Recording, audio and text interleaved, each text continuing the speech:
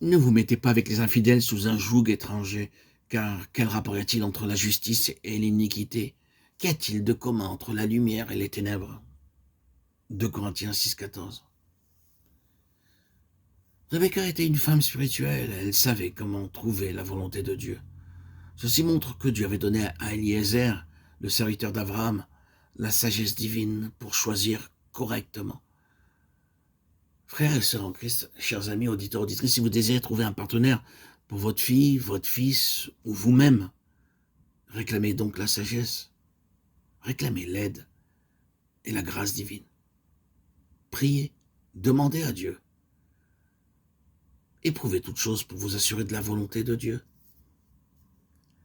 Ne soyez pas gouverné par vos sentiments, vos émotions, votre sagesse ou votre jugement.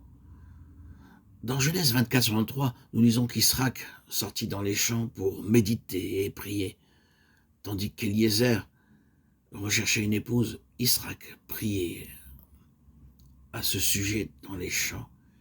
Il dut prier ainsi: Ô Seigneur, guide Eliezer, le serviteur d'Abraham, afin qu'il fasse le bon choix pour moi. Abraham pria aussi, Eliezer pria, et Isaac pria. Et c'est ainsi, dans cette communion d'esprit, dans la prière, qu'ils trouvèrent la volonté de Dieu. Que ceci devienne votre expérience. Ne commettez aucune erreur en cela, car la question du choix d'un partenaire est très grande et très importante. Beaucoup de parents ainsi que de jeunes gens commettent des erreurs en cela. Ils en souffrent. Mais il est trop tard. Regardez autour de vous tous les foyers malheureux et soyez donc sur vos gardes. Vous êtes le sel de la terre. Matthieu 5,13. Je crois qu'il y a pour nous un précieux message dans ce fragment tiré du sermon de notre Seigneur sur la montagne. Le Seigneur résume tout le sermon, les 3 chapitres, dans ces quelques paroles. Vous êtes le sel de la terre. Quelle est la signification du sel? Tout d'abord, il est ajouté pour donner du goût. En chaque pays, les êtres humains aiment saler leur nourriture. Un plat peut être très bien cuisiné, mais s'il n'est pas salé, personne n'apprécie son goût. L'intention du Seigneur est de s'assembler un peuple qui, comme le sel, peut apporter la santé et la jouissance au monde entier. Le sel représente aussi la fidélité. On dit communément: ne sois pas ingrat envers celui de qui tu as mangé le sel. Ainsi, le sel, dans le langage populaire, représente la loyauté et la fidélité. Le sel est aussi utilisé pour conserver les choses.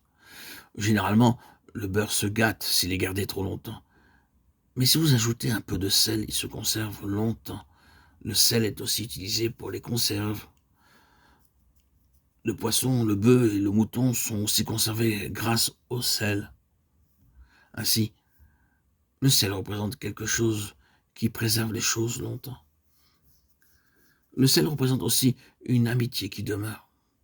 Dans 2 Chroniques 13:5, nous lisons une alliance de sel. La notation marginale rend ceci une alliance perpétuelle d'amitié. Toute viande dans l'Ancien Testament était offerte avec du sel, Lévitique 2:13, Marc 9:49-50. Ainsi, le sel représente la vie éternelle et la fidélité dans l'amour et l'amitié. Tout ceci nous aide à comprendre pourquoi le Seigneur Jésus dit à ses disciples: vous êtes le sel de la terre. Matthieu 5:13.